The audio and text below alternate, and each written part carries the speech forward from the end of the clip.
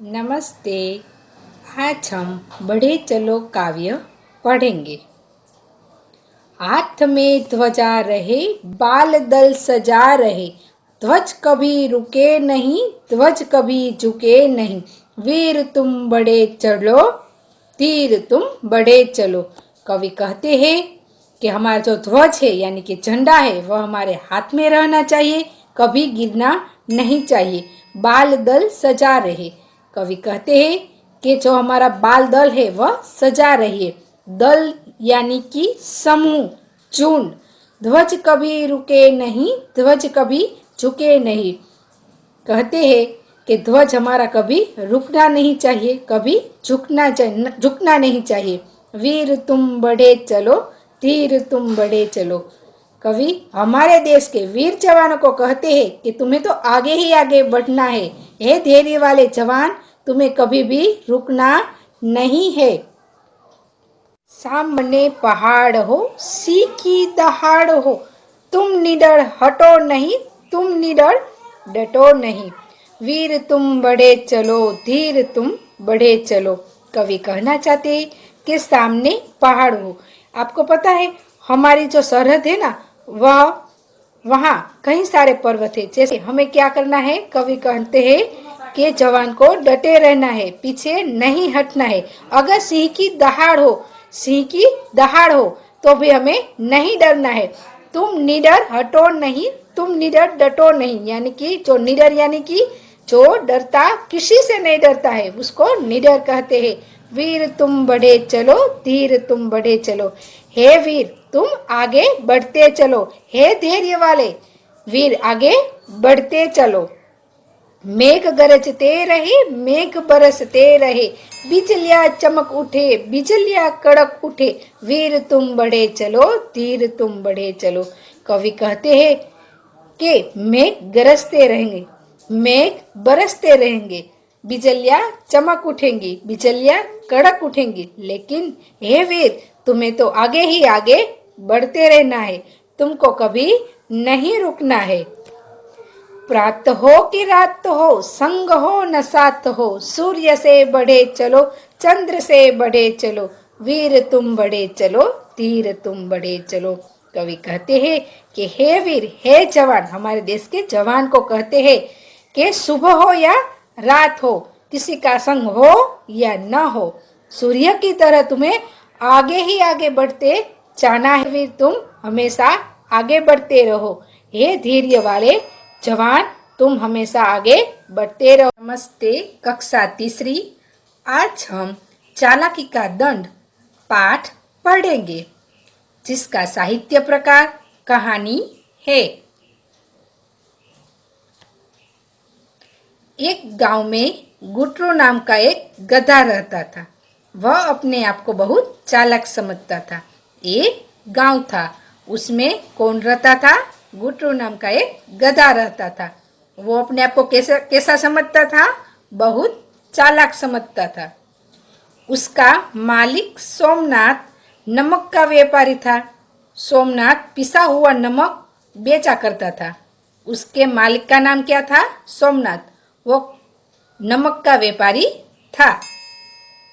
वह नमक की बोरियां गधे के पीठ पर लाद कर शहर में ले जाता था। सोमनाथ क्या करता था कि वह गधे पर नमक की बोरियां रखकर शहर में ले जाता था। रास्ते में एक छोटी सी नदी पड़ती थी। नदी में छोटे बड़े पत्थर थे। गधे को इस नदी से होकर जाना पड़ता था। क्या होता था कि जब शहर में सोमनाथ अपने गटरू को ले जाता था, तो क्या होता था कि रास्ते में एक नदी पड़ती थी और उसमें कैसे पत्थर थे? छोटे बड़े। एक बार सोमनाथ गुटरू की पीठ पर नमक की बोरियां लाद कर ले जा रहा था। एक बार क्या हुआ कि सोमनाथ गुटरू की पीठ पर नमक की बोरियां रखकर ले जा रहा था। फिर क्या हुआ पता है? नदी पार करते समय गधे को एक बड़े पत्थर से ठोकर लगी और वह पानी में गिर पड़ा। क्या हुआ? जब गुटरू जो गधा है वह नदी पार करता था तब क्या हुआ, एक बड़े से पत्थर से उसको ठोकर लगी तो उस और क्या हुआ, वह पानी में गिर गया। वह कोशिश करके खड़ा हो गया पर गधे को लगा कि उसकी पीठ पर लदा बोझ कुछ कम हो गया है। उसने बहुत कोशिश की और वह खड़ा हो गया पर उसको क्या लगा कि उसकी पीठ पर जो बोझ है वह कम हो गया है। भीगने के कारण बोरियों में भरा नमक पानी में घुलकर बह गया था। गधा बहुत खुश हुआ। क्या हुआ, जब गधा नदी में गिरता है तभी बोरियों में रखा नमक घुलकर बह जाता है, इसलिए जो बोझ है वह कम हो गया। इसलिए गधा बहुत खुश हुआ। तो प्रतिदिन यही होने लगा। नदी पार करते समय गुटरू जानबूझकर पानी में गिर पड़ता और बोरियों का नमक भिगोकर अपना भार कम कर लेता। अब क्या हुआ, गुटरू को समझ में आ गया कि अगर मैं नदी में गिरता हूँ तो नमक घुलकर पिघल जाएगा और मेरा बोझ कम हो जाएगा। तो वैसे वो प्रतिदिन करने लगा। सोमनाथ गधे की चालाकी समझ गया। उसने सोचा गधे को इसका मजा चखाना चाहिए।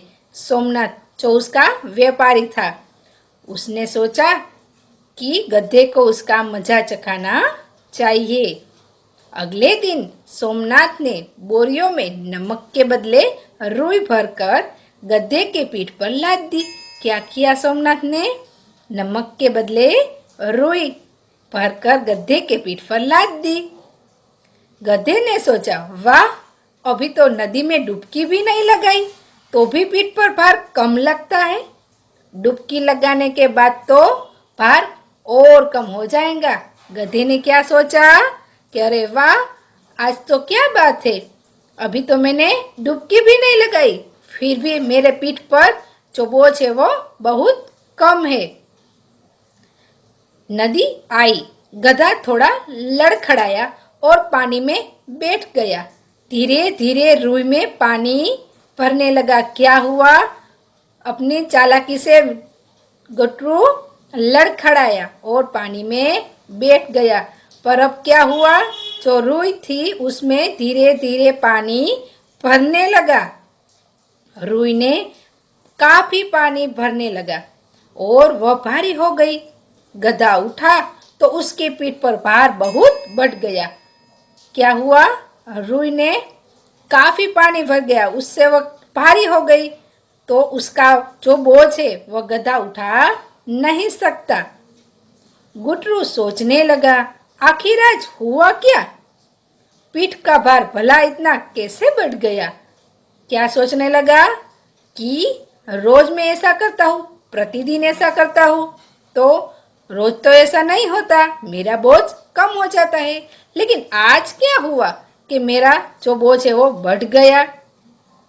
गधे से चला नहीं गया, वह वहीं खड़ा हो गया। सोमनाथ तो पहले से ही चला भुना हुआ था, गधे से चला नहीं गया क्योंकि रुई के भीग जाने से उसका जो बोझ था वह बढ़ गया था। वाह, गधे पर जोर जोर से डंडे बरसाने लगा। गधा ढेंचू ढेंचू करके चीखने लगा। क्या हुआ, वह सोमनाथ जोर जोर से डंडे बरसाने लगा और गधा है वह ढेंचू ढेंचू करके चीखने लगा।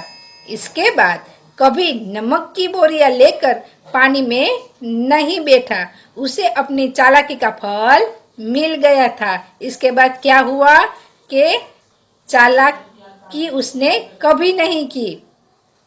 इससे हमें क्या सीख मिलती है इस कहानी से कि हमेशा मेहनत और लगन से हमें काम करना चाहिए।